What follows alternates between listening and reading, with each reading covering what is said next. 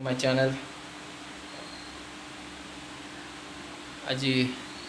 आज आम छकर भसाणी गणेश पूजा भसाणी तो आज ये ब्लॉग स्टार्ट करी आज देखे भसाणी केमी कौन हो कारण कोविड पर 2 वर्ष पर एवं भसाणी हो बहुत बड़ भसाणी हो देखा केमती हो।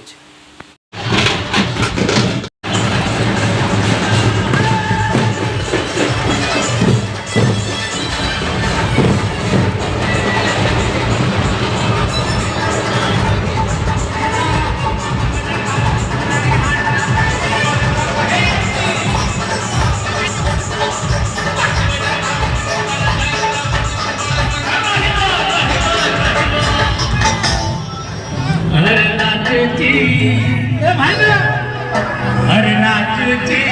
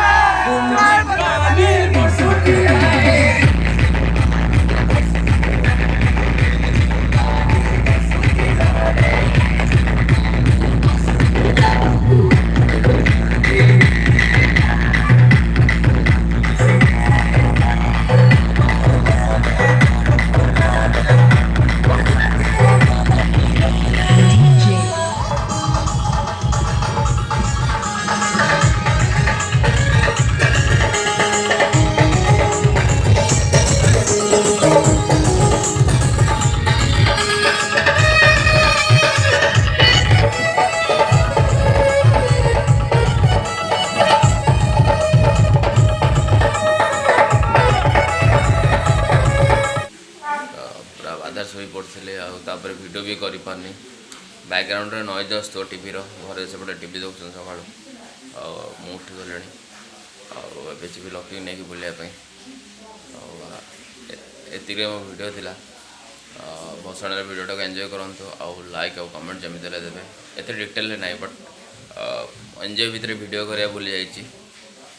बहुत मजा आसला तो चैनल को सब्सक्राइब करिया भूलिबेनी लाइक और शेयर तो जमी देले करिवे।